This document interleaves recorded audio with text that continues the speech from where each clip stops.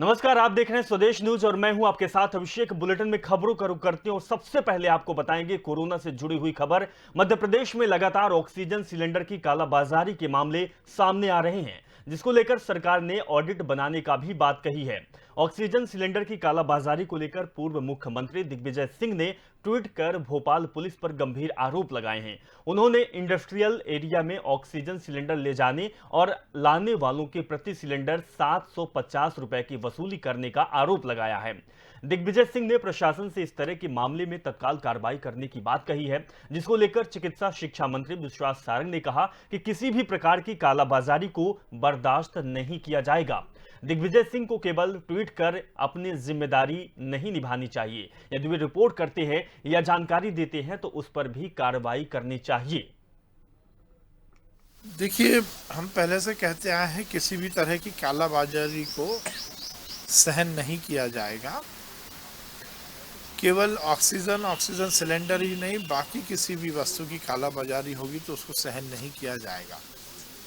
अब दिग्विजय सिंह जी केवल ट्वीट करके अपनी जिम्मेदारी से इतिश्री ना करें, वो इसकी प्रॉपर यदि रिपोर्ट करते हैं, जानकारी देते हैं तो उसके खिलाफ कार्रवाई की जाएगी। देखिए, हम पहले से कहते आए हैं किसी भी तरह की कालाबाजारी को सहन नहीं किया जाएगा। केवल ऑक्सीजन सिलेंडर ही नहीं, बाकी किसी भी वस्तु की कालाबाजारी होगी तो उसको सहन नहीं किया जाएगा। अब दिग्विजय सिंह जी केवल ट्वीट करके अपनी जिम्मेदारी से इतिश्री ना करें, वो इसकी प्रॉपर यदि रिपोर्ट करते हैं, जानकारी देते हैं तो उसके खिलाफ कार्रवाई। सागर, उज्जैन, खरगोन के बाद अब इंदौर, भोपाल में ऑक्सीजन की कमी से 5 लोगों की दुखद मौत की खबरें पर पूर्व मुख्यमंत्री कमलनाथ ने ट्वीट कर सरकार पर निशाना साधा है। उन्होंने ट्वीट कर कहा है कि शिवराज जी से लेकर तमाम जिम्मेदार सुबह से शाम तक बस एक ही बात कह रहे हैं कि प्रदेश में ऑक्सीजन की कोई कमी नहीं है, पर्याप्त स्टॉक है। रेमडेसिविर इंजेक्शन की कोई कमी नहीं है। ऑक्सीजन की कमी के कारण कई अस्पतालों ने नए मरीजों को भर्ती करने से मना कर दिया है। लोग इलाज के लिए दर दर भटक रहे हैं, लेकिन जमीनी हकीकत कुछ और ही है। आज भी आंकड़ों में हेराफेरी का खेल चल रहा है। आग से कब कुछ लोग तबाह होते जा रहे हैं और सरकार अब नींद से जाग कुआं खोदने की तैयारी कर रही है।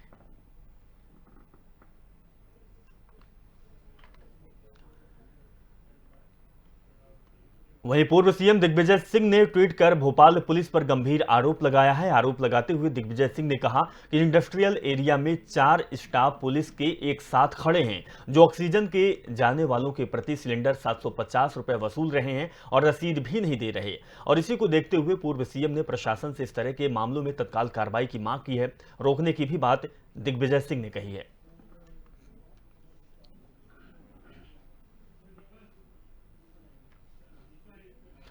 चलिए हम सीधे चलते हैं। हमारे संवाददाता दीपा श्रीवास्तव भोपाल से हमारे साथ लाइव जुड़ गई हैं, ज्यादा जानकारी देंगे। दीपा, आपके पास आएंगे। सबसे पहले जानना चाहेंगे कि जिस तरीके से आरोप प्रत्यारोप का दौर चालू है, कोरोना महामारी का समय चल रहा है, दिग्विजय सिंह ने सरकार पर आरोप लगाया है कि सिलेंडर की कालेबाजारी हो रही है। दीपा जी, अभिषेक, ये पहली बार ऐसा नहीं है जब किसी के द्वारा आरोप लगाया गया है कि ऑक्सीजन की कालाबाजारी जो है वो की जा रही है। जब से ही हमने देखा है कि प्रदेश में इस तरह की खबरें निकलकर सामने आ रही है, या कहा जाए इस तरह की घटना जो है वो निकलकर सामने आ रही है, जहाँ पर ये बातें कही जा रही है कि प्रदेश में ऑक्सीजन की कमी है, या ये कहा जाए कि प्रदेश में ऑक्सीजन जो है वो ख़त्म हो चुका है, या कहीं से सप्लाई जो है उसे बंद कर दिया गया। जब से इस तरह की खबरें निकलकर सामने आ रही है, तब से ही कालाबाजारी के जो मामले हैं वो हमें देखने को मिल रहे हैं। भले ही हम बात करें रेमडेसिविर का जो इंजेक्शन है उसकी, या फिर ऑक्सीजन, दोनों ही चीज़ों के लिए जो कालाबाजारी है वो सबसे ज़्यादा की जा रही है। इस बात को हमें समझना होगा अभिषेक कि जब भी कोई व्यक्ति इस तरह की खबरें उसके सामने आती हैं कि किसी चीज़ की कमी हो रही है, तो वो उसको स्टॉक करने लगता है, और इसी मानसिकता के कारण, या कहा जाए ये जो आदत है व्यक्तियों की, इसके कारण जो कालाबाजारी है वो सबसे ज़्यादा बढ़ जाती है। तो यही हमें एक बार फिर से देखने को मिला है कि जो भी लोग हैं जी वो कालाबाजारी कर रहे हैं। जिस तरह से आज दिग्विजय सिंह जो है पूर्व मुख्यमंत्री, उन्होंने भी ट्वीट किया। उन्होंने कहा 750 रुपये में जो है ये बेचा जा रहा है और जो रिसीप्ट है वो भी नहीं दी जा रही है। और इस तरह के मामले सरकार के पास काफ़ी ज़्यादा आ रहे हैं, जिसको देखते हुए अब एक ऑडिट का निर्माण करने की भी बात कही गई है, जो केवल और केवल ऑक्सीजन की जो कालाबाजारी है उसको लेकर जो है जाँच करेगी। लेकिन ये बात तो कहा जाए कि एक हफ्ते से कही जा रही है कि ऑडिट का निर्माण किया जाएगा। लेकिन अभिषेक, देखने वाली बात ये होगी कि आखिर कब इसका निर्माण किया जाता है। बिल्कुल दीपा, लगातार ये खबरें भी सामने आ रही है और अस्पताल में ऑक्सीजन की कमी भी सामने आई है, इस बात से दो राय की बात नहीं है।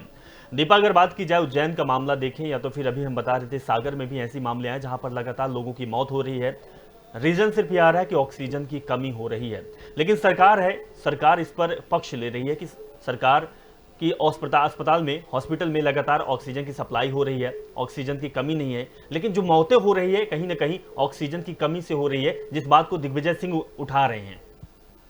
जी, दिग्विजय सिंह की ही नहीं, विपक्ष पूरा ही इस मुद्दे को लेकर लगातार जो पक्ष है उससे घिरता हुआ नजर आ रहा है। क्योंकि अभी हम देख रहे हैं जिस तरह से जो कमलनाथ है, जो कि पूर्व मुख्यमंत्री है, उन्होंने भी ट्वीट किया है। उन्होंने कहा है सागर, उज्जैन, खरगोन के बाद अब इंदौर, भोपाल में भी ऑक्सीजन की कमी से 5 लोगों की दुखद खबरें मिली हैं। सरकार को इस और ध्यान देने की जरूरत है। तो ये इस बारे में लगातार विपक्ष जो है वो सरकार को घेरता हुआ नजर आ रहा है। जिस तरह से हमने देखा था कि रेमडेसिविर का जो इंजेक्शन था उसको लेकर भी काफ़ी ज़्यादा जो दिक्कतें हैं वो आई थी, जिसके बाद उसको ऑर्डर दिया गया। फिर अगर बात की जाए ऑक्सीजन की, तो जहां पहले हम देखते थे कि महाराष्ट्र और गुजरात से ही लिया जा रहा था, उसका जो दायरा था उससे बढ़ाया गया। फिर भिलाई से भी जो ऑक्सीजन सप्लाई थी वो ली गई और अब एक नई तकनीक बनाने की बात कही जा रही है जहां हवा से ऑक्सीजन को खींचा जाएगा। तो ये सारी तकनीकें जो हैं, और कहा जाए ऑक्सीजन की जो कमी है उससे पूरी करने के लिए सरकार लगातार प्रयास तो कर रही है, लेकिन जमीनी स्तर पर वो चीजें जो है अभिषेक वो बिल्कुल दीपा, जमीनी स्तर पर वो चीजें नहीं दिख रही है। दीपा, एक बार हम दर्शकों को सुनाना चाहेंगे कि जो स्वास्थ्य शिक्षा मंत्री हैं विश्वास सारंग, उन्होंने क्या बात कही है जब दिग्विजय सिंह ने आरोप लगाया है। देखिए, हम पहले से कहते आए हैं किसी भी तरह की कालाबाजारी को सहन नहीं किया जाएगा। केवल ऑक्सीजन सिलेंडर ही नहीं, बाकी किसी भी वस्तु की कालाबाजारी होगी तो उसको सहन नहीं किया जाएगा। अब दिग्विजय सिंह जी केवल ट्वीट करके अपनी जिम्मेदारी से इतिश्री ना करें, वो इसकी प्रॉपर यदि रिपोर्ट करते हैं, जानकारी देते हैं तो उसके खिलाफ कार्रवाई की जाएगी। बिल्कुल दीपा, हम सुना रहे थे कि विश्वास सारंग की क्या बात कहना। विश्वास सारंग भी कहीं ना कहीं आरोप प्रत्यारोप ही लगा रहे हैं और वही सिलसिला लगातार चल रहा है। दीपा, हमने देखा है कि मुख्यमंत्री लगातार अपने कैबिनेट मंत्रियों की बैठक ली है, प्रभार उनको दिया है, 30 मंत्री उसमें शामिल हुए हैं, 28 मंत्रियों को 28 जगहों का उनको दायित्व दिया गया है। लेकिन सरकार का भी एक दायित्व होता है कि केवल हम ये ना कहें कि विपक्ष केवल आरोप लगा रहा है, बल्कि हम विपक्ष को भी इस मुसीबत की घड़ी में साथ ले लें जो दिखाई नहीं दे रहा है। अगर हम मंत्रियों को एक जगह डिसाइड करते हैं, वहां पर काम करें, दायित्व संभालें, तो हम विधायकों को क्यों नहीं दे सकते, चाहे वो सरकार के यानी जो सरकार के पक्ष के विधायक हैं या तो फिर विपक्ष के हैं।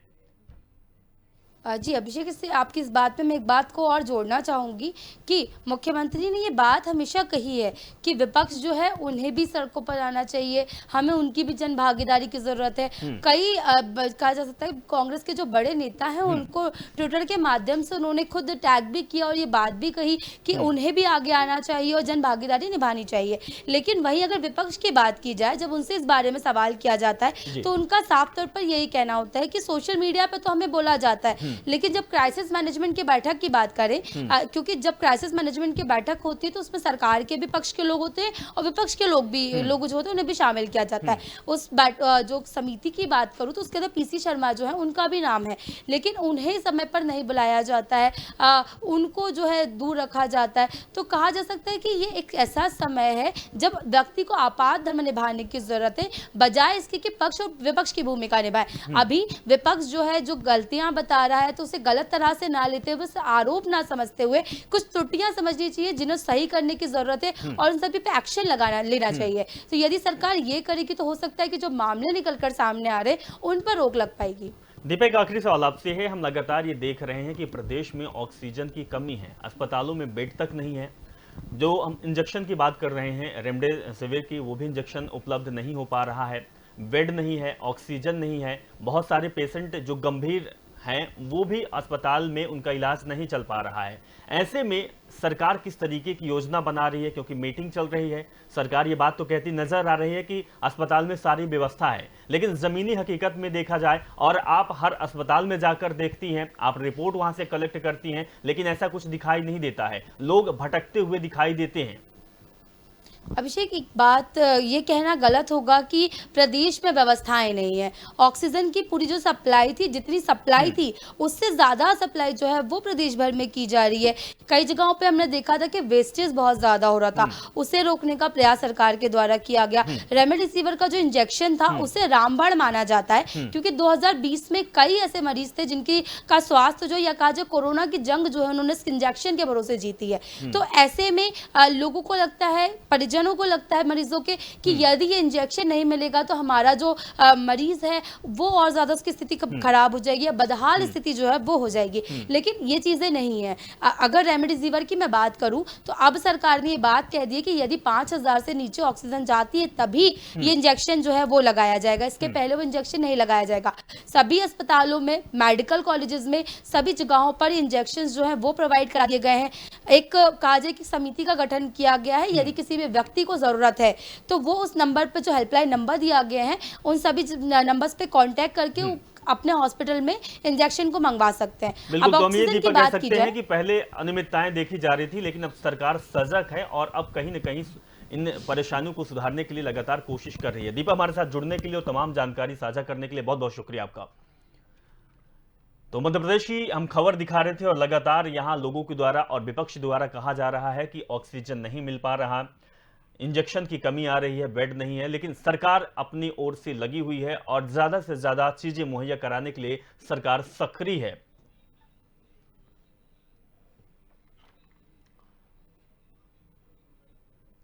तो हम आपको तस्वीर दिखा रहे हैं, ट्विटर की तस्वीर है जहां पर पूर्व सीएम कमलनाथ ने ट्वीट किया है। विपक्ष लगातार सरकार पर हमलावर है। विपक्ष आरोप लगा रहा है कि सरकार ऑक्सीजन अस्पतालों में उपलब्ध नहीं करवा पा रहे, ऑक्सीजन की कमी है, बेड की कमी है और बहुत सारे ऐसे लोग हैं जो ऑक्सीजन की वजह से अपना दम तोड़ रहे हैं। उनमें से साथ में यह भी विपक्ष का कहना है कि कालाबाजारी लगातार चल रही है, पुलिस प्रशासन के द्वारा कालाबाजारी की जा रही है, जिस पर सरकार के मंत्री ने भी इस पर सफाई दी है और मंत्री का कहना है कि कालाबाजारी अगर हो रही है, अभी हमारे जान में नहीं है, अगर हो रही है तो ऐसे लोगों के खिलाफ कड़ी से कड़ी कार्रवाई की जाएगी।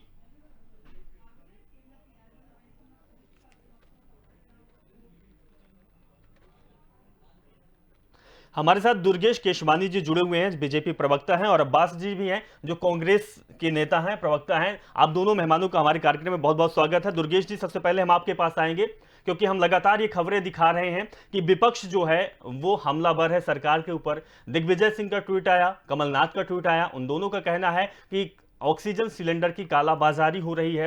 हालांकि खबरें बहुत सारी हमने भी दिखाई है कि अस्पताल में ऑक्सीजन की कमी है और बहुत सारी खबरें आपके भी जान में आई होगी कि ऑक्सीजन की वजह से लोगों की जान भी गई है। आप क्या कहना चाहेंगे?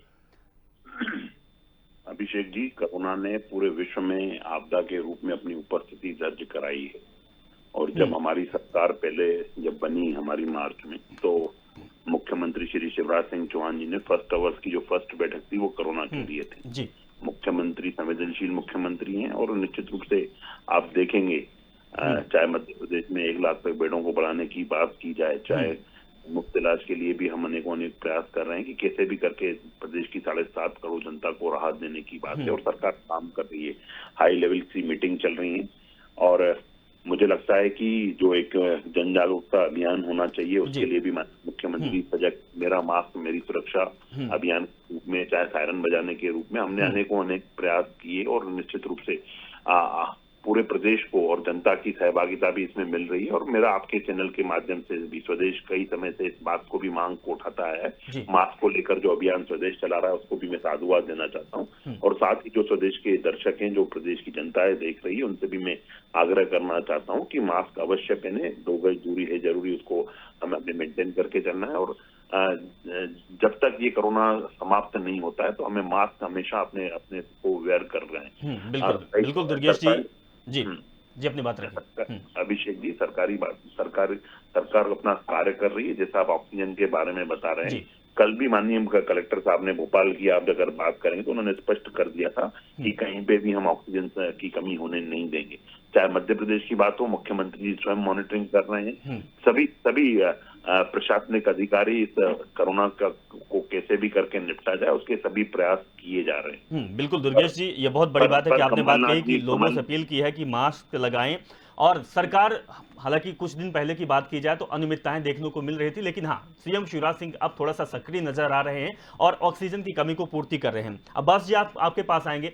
अब्बास जी, ये समय हमारे देश के लिए, हमारे प्रदेश के लिए बहुत कठिन का समय है। महामारी फैली हुई है पूरे देश में, पूरे प्रदेश में लगातार लोगों की जान जा रही है, लेकिन विपक्ष की भी एक भूमिका होती है। विपक्ष भी जाए, विपक्ष भी बात करे, सरकार से बातचीत करें। अगर ऑक्सीजन नहीं मिल पा रहा है, इंजेक्शन नहीं मिल पा रहा है, केवल हम ये देख रहे हैं कि केवल ट्विटर पर वार हो रहा है। क्या ट्वीट करने से इस महामारी का रोकथाम हो पाएगा? क्या हम उससे निजात पा पाएंगे? अब्बास जी, विपक्ष का सरकार के अंदर है, विपक्ष सरकार में होता है अभिषेक जी, कि विपक्ष जाके पूरे इंतजाम कराने के लिए सक्षम हो। सरकार से अपील कर सकते हैं, सरकार को चिट्ठी पत्राचार कर सकते हैं, सरकार के पास अपना डेलीगेशन लेके जा सकते हैं।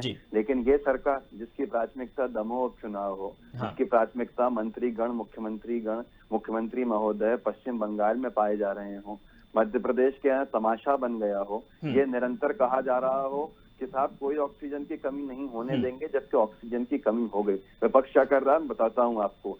मेरे पास कल शाम में 2-3 तो जगह पे ऐसे फोन आए हैं जहां पर हालत ऐसी थी अगर ऑक्सीजन सिलेंडर ना मिले तो वहां पर बचाना मुश्किल हो चुका था। वहां किसी तरह से कांग्रेस पार्टी के को कार्यकर्ता है ग्रास रूट लेवल के पहुंच के अस्पतालों के अंदर पहुंचाया गया, उनके सिलेंडर की व्यवस्था कराई गई। इससे आगे कुछ नहीं कर सकते हैं, इससे आगे अपील कर सकते हैं। अलग अलग जगह पे विधायक अगर जाते हैं, विधायक के फोन नहीं उठाते हैं डॉक्टर्स, और भारतीय जनता पार्टी की सरकार जिसकी घर में जान गई उसके साथ ना खड़े होकर जिसकी लापरवाही से जान गई उसका पक्ष लेते हैं, क्योंकि वो राजनीति में व्यस्त हैं। तो ऐसे हालात के अंदर कैसे काबू पाया जाएगा? मेरे मित्र, मेरे बड़े भाई दुर्गेश केसवानी जी कह रहे हैं कि भारतीय जनता पार्टी की सरकार बनी पहले दिन मुख्यमंत्री शिवराज सिंह चौहान जी ने क्या किया, पहले घंटे मीटिंग ली किसकी, कोरोना काल की। ये वही मुख्यमंत्री बने थे जो एक हफ्ता पहले, 10 दिन पहले कहते थे अजीब तमाशा बना लिया है, कोरोना वोरोना कुछ नहीं होता, कोरोना सरकार से इस्तीफा दीजिए, ये कोरोना वोरोना कुछ नहीं है, सिर्फ एक डर का माहौल बना के खुद की सरकार को बचाने का काम कर रही है कमलनाथ सरकार। ये वो मुख्यमंत्री हैं।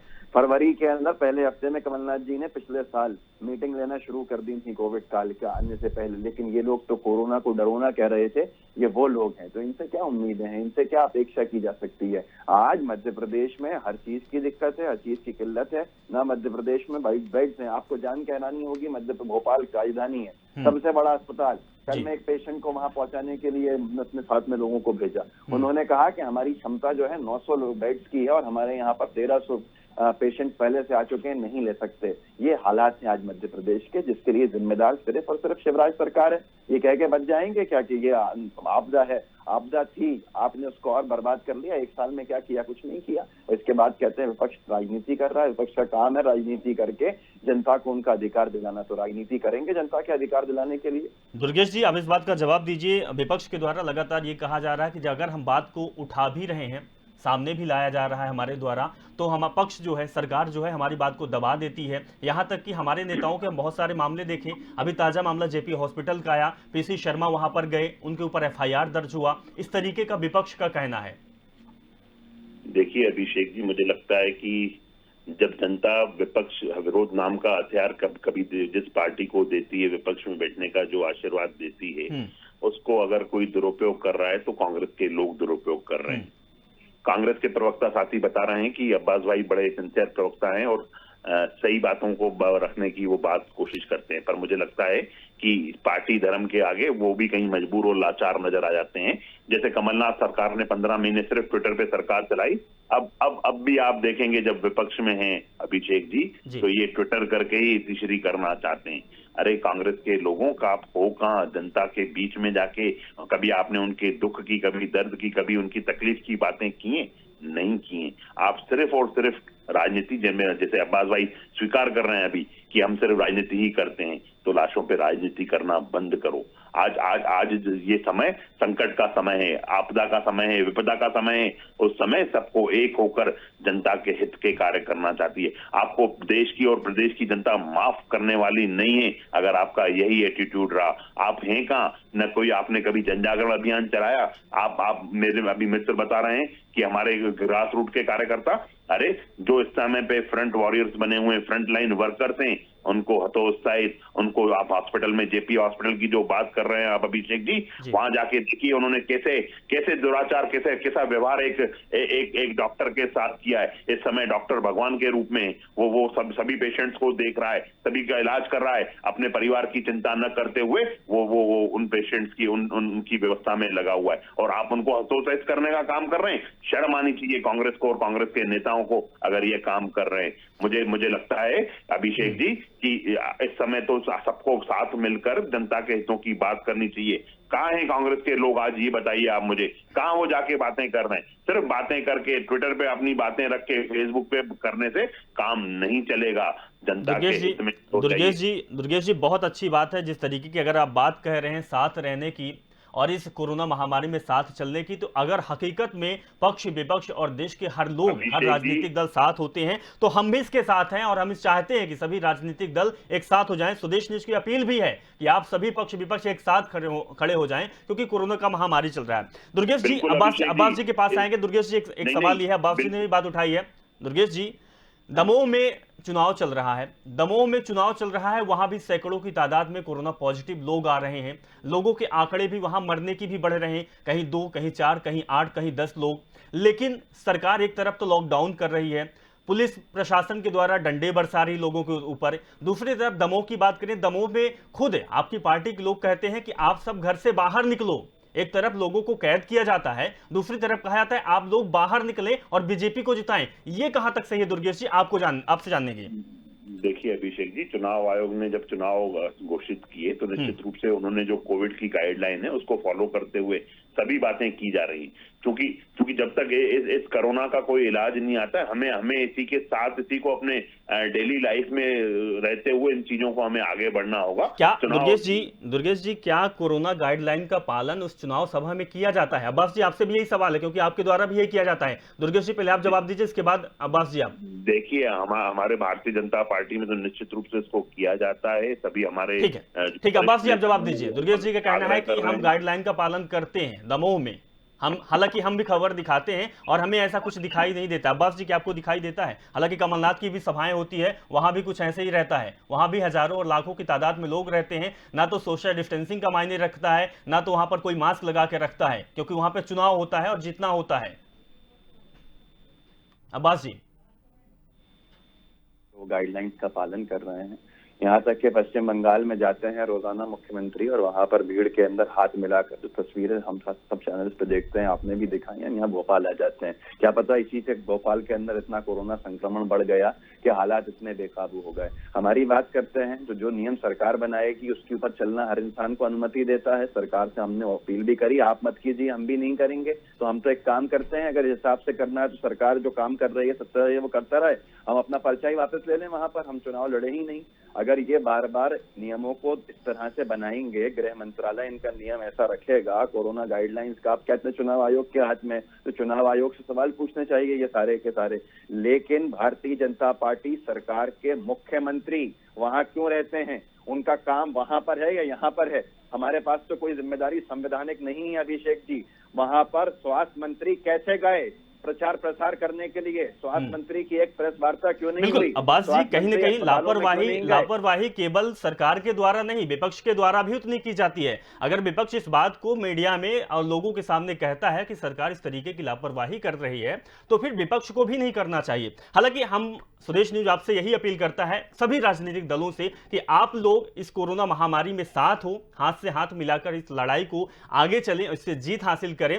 ये भी कहना चाहेंगे कि जो जनता है वो आप सबको चुनती है, इसीलिए चुनती है कि जब कभी इस तरीके की सिचुएशंस हो, इस तरीके की प्रॉब्लम हो, तो आप मिलकर साथ दें, उनकी जान की रक्षा करें। हालांकि ऐसा देखा नहीं जाता है, लेकिन उम्मीद अभी भी यही करते हैं कि आप सब लोग, चाहे पक्ष हो, विपक्ष हो, कोई भी राजनीतिक पार्टी हो, कोई भी लोग हो, सब इस कोरोना महामारी से एक साथ मिलकर लड़ें। आरोप प्रत्यारोप आगे भी समय आएगा, वो चलता रहेगा, चलता आया है, पहले भी चल रहा था, लेकिन महामारी में लोगों की जान जा रही है, जान को बचाना सबसे बड़ी प्राथमिकता है। केशवानी जी, दुर्गेश केशवानी जी और अब्बास जी, बहुत बहुत शुक्रिया, आप हमारे साथ जुड़े, स्वदेश न्यूज में अपनी बात रखी। और सबसे बड़ी बात जो सामने आई दोनों पक्ष और विपक्ष से, कि हम इस महामारी में साथ रहकर, साथ चलकर भी इससे हम जंग जीत सकते हैं और लोगों की जान बच सकती है। हालांकि ऐसा दिख नहीं रहा है, लेकिन उम्मीद यही करते हैं कि हो सकता है आने वाले समय में, और जिस तरीके से दोनों राजनीतिक दल ये कहते हैं, तो आने वाले समय में वो साथ रहेंगे और लोगों के लिए और लोगों की जान के लिए लड़ेंगे। फिलहाल इस कार्यक्रम में